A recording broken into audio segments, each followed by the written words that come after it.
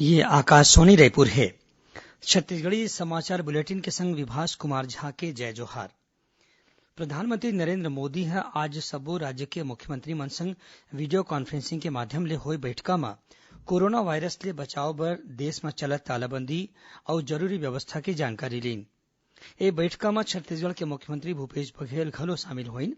श्री बघेल ह छत्तीसगढ़ म corona virus ले बचाव के संगे संग लॉकडाउन के दौरान आम मनखे अउ जरूरतमंद लोगन मन ल राहत देके उपाय के बारे में जानकारी दीन। प्रधानमंत्री नरेन्द्र मोदी ह आयुष मंत्रालय के दिशा निर्देश के पालन अउ ओलापन जिंदगी के हिस्सा बनाए के संगे संग दूसर मन ल भागीदार बनाए बर लोगन मन ले अपील करीन हे। उहें आयुष मंत्रालय ह लोगन मन ल बीमारी ले लड़े के क्षमता बढ़ाए बर आयुर्वेद के उपयोग करे के सुझाव दीन हे। कोरोना वायरस ले बचाव बर केन्द्र सरकार ह सब्बो राज्य अउ केन्द्र शासित प्रदेश मन ल केहे हे कि लॉकडाउन ल पूरा तरह से लागू करे जाए। राज्य के मुख्य सचिव मन ल लिखे गे चिट्ठी म केंद्रीय गृह सचिव अजय भल्ला ह केहिन हे कि कुछ राज्य अउ केन्द्र शासित प्रदेश म लॉकडाउन के तहत जादा छूट दे जाथे। ओमन केहिन कि जरूरी सेवा ल छोड़ के जादा छूट दे जाही त ए ह केन्द्र सरकार डहर ले घोषित तालाबंदी के उल्लंघन माने जाही। एती देश म कोरोना वायरस के मरीज मन के संख्या बाढ़े म केन्द्र सरकार ह राज्य मन ले संदिग्ध पीड़ित मन के तलाश करे बर अभियान चलाए के निर्देश दीन हे। केंद्रीय स्वास्थ्य मंत्रालय के संयुक्त सचिव लव अग्रवाल ह नई दिल्ली में पत्रकार मन ल बताइन कि दिल्ली के निजामुद्दीन इलाका म तबलीगी जमात के कार्यक्रम म भाग लेवइया मन के सेती देश म कोरोना वायरस के मरीज मन के संख्या एके दू दिन म तेजी ले बाड़गे हवय। ओमन केहिन कि यह कार्यक्रम में शामिल होइया करीबन 1,800 लोगन मन ल विशेष निगरानी में राखे गे हे ताकि ओमन के सेती दूसर मन कोरोना के संक्रमण झन हो जाए। केंद्रीय माध्यमिक शिक्षा मंडल ह देशभर में तालाबंदी ल देखत 10वीं अउ 12वीं के विद्यार्थी मन के सिर्फ 29 मुख्य विषय के ही परीक्षा लेके फैसला करे हे। ए विषय विद्यार्थी मन ल पास घोषित करे बर अउ उच्च शिक्षा संस्थान में प्रवेश ले बर जरूरी हवय। उहें केंद्रीय मानव संसाधन विकास मंत्री रमेश पोखरियाल निशंक ह बताइन कि ए विषय म शिक्षा मंडल ल सलाह दे गे हे। ओमन बताइन कि बाकी विषय बर शिक्षा मंडल ह अउ बोर्ड परीक्षा नइ लिही। परीक्षा के जांच बर अवइया कुछ दिन में निर्देश जारी करे जाही। इहां ये बता देन कि मंत्रालय ह शिक्षा मंडल ले निर्देश दे हे कि तालाबंदी ल देखत पहिली ले 8वीं कक्षा तक के सब्बो विद्यार्थी मन ल अवइया कक्षा बर बिना परीक्षा के पास कर दे जाए। उहें 9वीं अउ 11वीं के विद्यार्थी मन ल घलो ओखर जम्मो विषय के पढ़ाई के आधार म अवइया कक्षा बर पास मान ले जाए।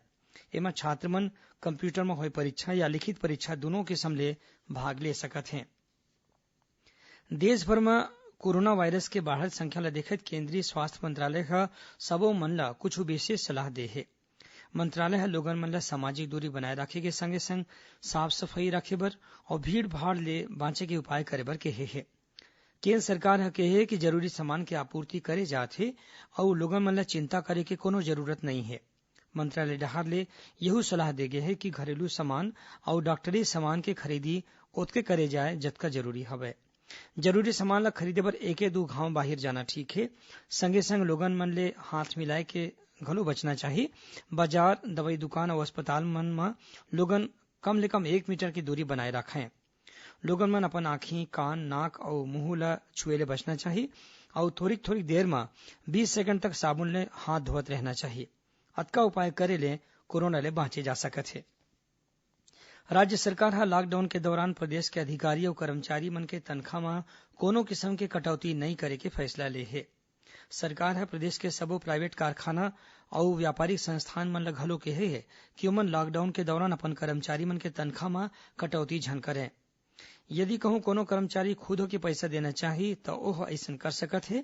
मुख्यमंत्री भूपेश बघेल केहिन हे कि सरकार के अधिकारी कर्मचारी मन अपन डहर ले मुख्यमंत्री सहायता कोष म पैसा दे सकत हे।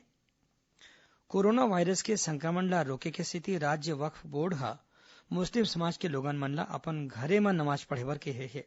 बोर्ड के अध्यक्ष सलाम रिजवी ह केहिन हे कि अवइया सबे बरात के दिन म घलो लोगन मन घरे म रही के जरूरी जम्मो रसम ल पूरा करय। संगे संग ओमन समाज के लोगन मन ले कब्रिस्तान अउ दरगाह म भीड़ इकट्ठा नइ करे के बात घलो केहिन।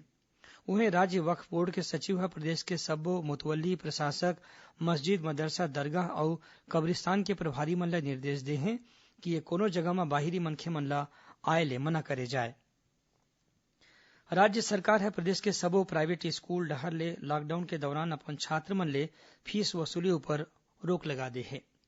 लोक शिक्षण संचालक के आदेश के मुताबिक प्रदेश के सबो जिला शिक्षा अधिकारी मन ल निर्देश दे गे है कि लॉकडाउन के बेरा म छात्र मन ल स्कूल फीस जमा कराए बर दबाव डालना ठीक नहीं है।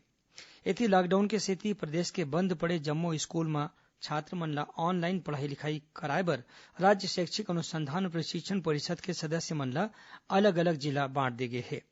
संगे संग गुरुजी मन के सूची बना के ओमन ल अलग अलग विषय के वीडियो तैयार करे बर घलो कहे गे है, जेखर ले छात्र मन के पढ़ाई लिखाई के नुकसान झन होवय। मुख्यमंत्री भूपेश बघेल ह प्रदेश के सबो आंगनबाड़ी कार्यकर्ता मन ल छत्तीसगढ़ी भाषा म लिखे पत्र लिखे कहिन है कि संकट के घड़ी में आप मन ल गंभीर जिम्मेदारी निभाए के जरूरत हवे। ओमन कहिन कि आंगनबाड़ी कार्यकर्ता मन खुद के अउ केंद्र ले जुड़े लइका के संगे संग ओखर माता के स्वास्थ्य के ध्यान रखें।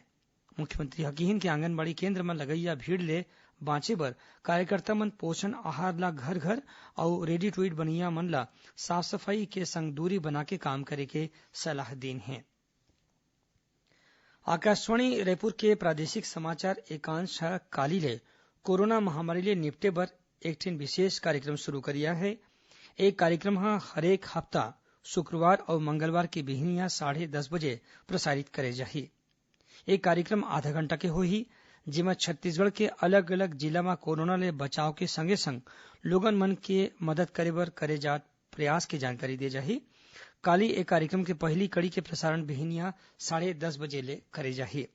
एला छत्तीसगढ़ आकाशवाणी के सब्बो केंद्र मन एक संग प्रसारित करही। प्रदेश में लॉकडाउन के दौरान सियान, दिव्यांग और बेसहारा लोगन मन ला घर बैठे बैंकिंग सेवा के फायदा मिलत है। अब खातादार मन ला अपन खाता ले पैसा निकाले के सेती बैंक जाए बर नहीं पड़त है और ओमन ला घर बैठे सामाजिक सुरक्षा पेंशन और दूसर योजना के तहत मजदूरी के पैसा घलो मिलत है।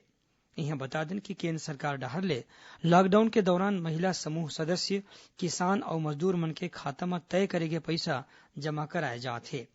फिर कोरोना वायरस के खतरा ल देखत स्वास्थ्य विभाग डहर ले हितग्राही मन ला ये पैसा बांटे के काम बैंक सखी मन ला दे गे है। एकरे बाद ले गांव-गांव तक बैंक के सुविधा पहुंचाए बर बैंक सखी मन ह अपन सेवा देवत हैं।